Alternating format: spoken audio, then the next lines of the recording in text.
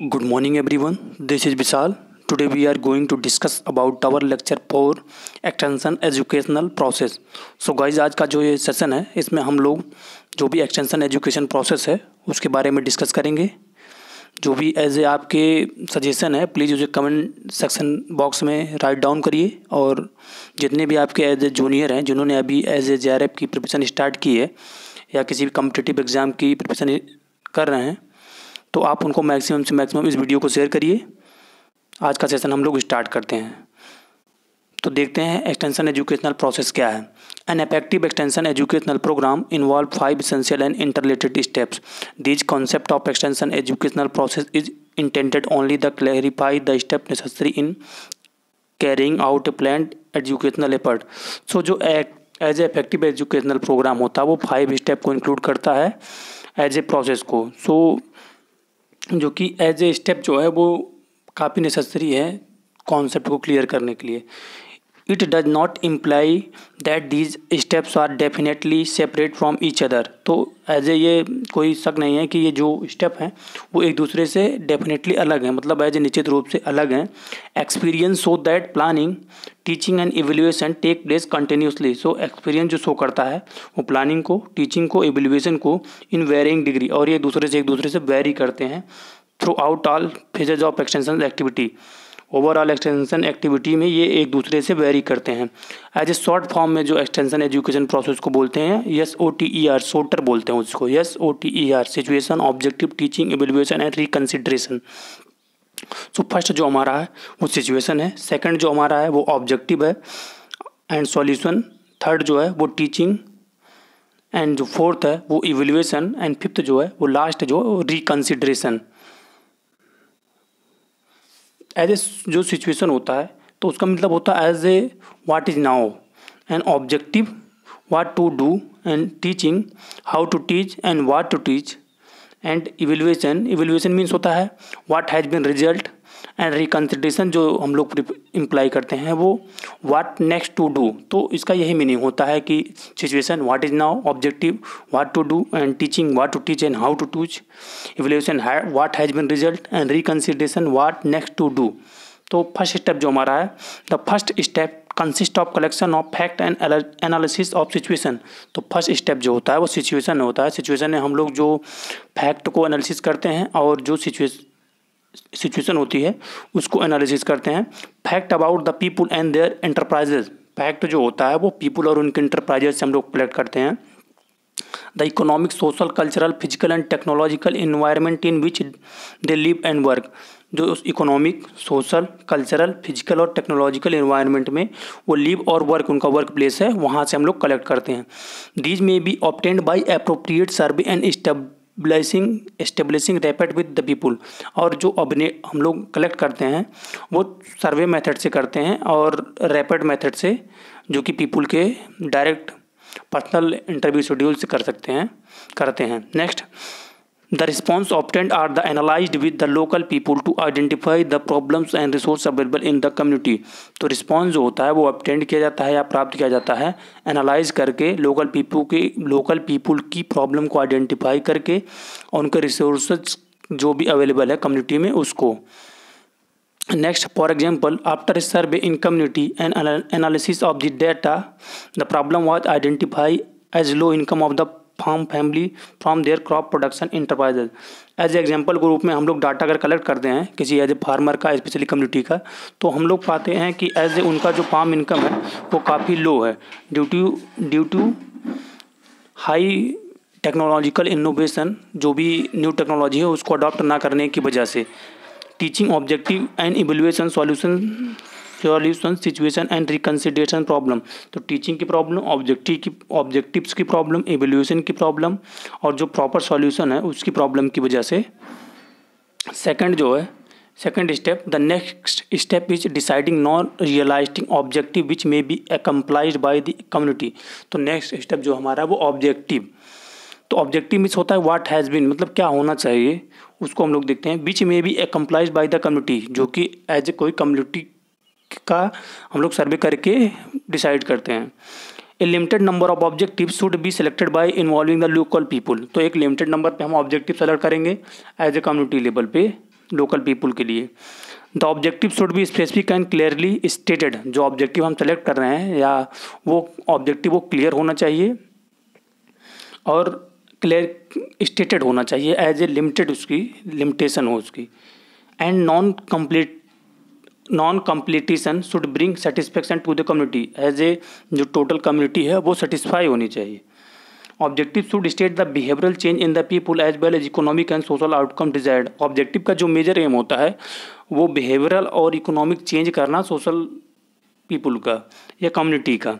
In the example the problem was identify as a low income from the crop production enterprises, जैसे problem identify हुई कि low income है farmer की crop production में farm की। Next step, a deeper probe into the data revealed that low income was due to low milk yield from animal. तो जो other उसका रीजन है, क्योंकि उसका एज ए सब्सिट्यूट के रूप में फार्मिंग करता है वो मिल्क डेयरी की, तो वहाँ से भी उसकी लो इनकम प्राप्त हो रही है। Next, which was 10 attributed to the use of local breed, और उनकी जो स्पेशली ये प्रॉब्लम है क्योंकि वो लोकल ब्रीड को यूज कर रहे हैं, इस वजह से उनका जो मिल्क प्रोडक्शन है वो लो है। With low potential application of little management and lack of protection measure, तो मतलब मैनेजमेंट के प्रॉब्लम है और वो रिस्क बहुत लो कर रहे हैं, रिस्क बहुत कम उठा रहे हैं, क्योंकि वो एज ए जो उनकी ट्रेडिशनल ब्रीड है उसी को लगातार यूज कर रहे हैं, जिसकी वजह से उनका मिल्क प्रोडक्शन वो काफ़ी low. By taking into consideration the capacity and competency of the people in the community and the availability of resources, as a हम लोग जब वहाँ पे ऑब्जेक्टिव डिसाइड करेंगे और उसको इम्प्लीमेंटेशन करवाएंगे, तो जो वहाँ पे अवेलेबल रिसोर्स हैं उनको फर्स्ट ऑफ ऑल हम सेट करेंगे, setup the increase the milk yield by 20% with a certain period of time. तो जब हम सर्टेन पीरियड ऑफ टाइम में 20% मिल्क को इंक्रीज करेंगे तो ये हो जाता है हमारा goal. It was estimated that the increase milk yield shall be bring increase income, तो जब इनकम उनके मिल्क इंक्रीज बढ़ेगा प्रोडक्शन, तो नॉर्मल सी बात है उनका इनकम जो है वो इंक्रीज होगा, which shall enhance the family welfare, और जो है वो उनके लिविंग स्टैंडर्ड को इंक्रीज करेगा। Next third step, the third step is teaching which involve choosing what should be taught, the content and how to people should be taught, the method and aid to be used.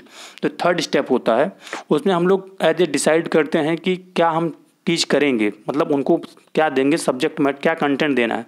Content उनके जो problem है या उनकी जो fact है उसके basis पे हम लोग देंगे, क्योंकि फार्मर को हमको देना है तो फर्स्ट ऑफ ऑल उनकी जो नीड्स और इंटरेस्ट है उसको हम डिसाइड करेंगे। नेक्स्ट, और क्या किस मीडियम से देंगे, एज ए टीचिंग मटेरियल क्या है, एज ए रिजल्ट मेथड से देंगे या मेथड डिमॉन्स्ट्रेशन से देंगे या फार्म डिमॉन्स्ट्रेशन से देंगे या मिनी की ट्रायल से देंगे, वो डिपेंड करेगा as a specific local area पे।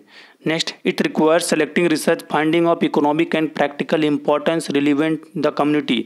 तो यह जो रिक्वायर होता है वो सेलेक्ट करते हैं हम लोग रिसर्च और इकोनॉमिक प्रैक्टिकल इंपॉर्टेंस को देखकर कि उस एरिया में स्पेशली कौन सा हम रिसर्च कर सकते हैं या फार्मर को कौन सी न्यू टेक्नोलॉजी को हम लोग सिखा सकते हैं। And selection the combination of appropriate teaching method, और जो स्पेसिफिक सेलेक्ट करेंगे उसको वो इस स्पेसिफिक जो या स्पेशल टाइप की या as a suitable teaching method को हम लोग यूज करेंगे। एंड एड्स, और जो भी टीचिंग एड्स होते हैं एज ए ऑडियो विजुअल उसको यूज करेंगे, ये काफ़ी इफेक्टिव होता है। Based on the problem identified in the particular example, जब प्रॉब्लम आइडेंटिफाई हो जाती है तो एग्जाम्पल के रूप में हम लोग कैसे करेंगे, technology like use of high yielding variety seeds, application of fertiliser and plant protection chemicals were selected as the teaching content. तो एज ए टीचिंग कंटेंट जो हम लोग यूज मतलब सेलेक्ट कर रहे हैं वो हाई यील्डिंग वैरायटी को कर रहे हैं, एप्लीकेशन ऑफ फर्टिलाइजर का कर रहे हैं और प्लांट प्रोटेक्शन एनिमल्स केमिकल्स का कर रहे हैं, रिजल्ट डिमॉन्स्ट्रेशन का, मेथड डिमॉन्स्ट्रेशन का, फार्मर ट्रेनिंग का and farm publications were chosen as a teaching method. जितने हैं ये टीचिंग मेथड में यूज हुए। And tape recorder and slides were selected as teaching aids, और जो टेप रिकॉर्डर है वो ऑडियो विजुअल में आ गया है और स्लाइड विजुअल, इसको हम लोग यूज कर रहे हैं टीचिंग मटेरियल में। तो ये काफ़ी इफेक्टिव होगा। टीचिंग कंटेंट भी हमने डिसाइड कर लिया, टीचिंग कंटेंट हमारा हाई यील्डिंग वैरायटी हो गई, एप्लीकेशन ऑफ फर्टिलाइजर हो गया, कैसे हम एप्लीकेशन फर्टिलाइजर का डोज कितना दें, कब दें, किस अमाउंट में दें, और प्रोटेक्शन केमिकल एज ए जो डिजीज और पेस्ट रेजिस्टेंट केमिकल है उनके बारे में उसको हम एज ए ऑडियो मतलब एज ए ऑडियो मीडियम में टेप रिकॉर्डर से बताएंगे और विजुअल में स्लाइड से बताएंगे। Next fourth step the fourth step is evaluating the teaching. जो फोर्थ स्टेप है वो हम लोग इवेल्युएट करते हैं टीचिंग को। Determining the extent to which the objective have been reached, मतलब डिटरमाइन करते हैं जो भी हमारा ऑब्जेक्टिव था वो कितना उसमें रिजल्ट मिला है, कितना व्हाट हैज़ बीन रिजल्ट, उसका क्या इफेक्ट हुआ, कुछ चेंज हुआ कि नहीं फार्मर के इनकम में, उसके बिहेवियर में, उसको हम लोग चेक करते हैं इवेल्युएशन से। To evaluate the result of an educational program objectively it is desirable to conduct a resurvey। As a evaluate करने के लिए टोटल ओवरऑल सोसाइटी का हम लोग रीसर्वे करते हैं कि जो हमने प्रोग्राम चलाए उससे कुछ उनके बिहेवियर में, उनके फार्म इनकम में कुछ चेंज हुआ कि नहीं। The evidence of change behaviour should be collected which shall not only provide a measure of success but shall also indicate the deficiency. जो एविडेंस होता है as a change of behaviour का, उसको हम लोग कलेक्ट करते हैं, जो कि स्पेशली सक्सेस पे नहीं, मतलब सक्सेस पे हम लोग मेजर नहीं करते हैं, बट ये आल्सो इंडिकेट करता है वहाँ की डिफिशियंसी को। इफ़ एन एग्जाम्पल, मतलब एग्जाम्पल के रूप में हम देखें the resurvey after the fixed period of time, मतलब हम लोगों ने टाइम फिक्स कर रखा था, इसके बीच में हम लोग ये ऑब्जेक्टिव था हमारा कि इतना मिल्क प्रोडक्शन इंक्रीज करेंगे, इतना क्रॉप प्रोडक्शन इंक्रीज करेंगे, तो हम लोग उसको रीसर्वे करेंगे। Indicate the milk yield had increase by 10%, तो हमारा टारगेट 20% का था, बट जो मिल्क इंक्रीज हुआ वो 10% हुआ। It therefore indicated there was a gap of 10% in the milk yield the comparison to target objective of 20% fixed earlier. तो ये ऐसा दर्शाता है कि मतलब इंडिकेट करता है कि हमारा टारगेट 20% था जबकि इंक्रीज 10% हुआ, तो हमारे ऑब्जेक्टिव में और टोटल जो प्रोडक्शन हुआ उसमें अभी 10% का गैप है। The resurvey also indicated there had been two important deficiency in carrying out the extension educational programme.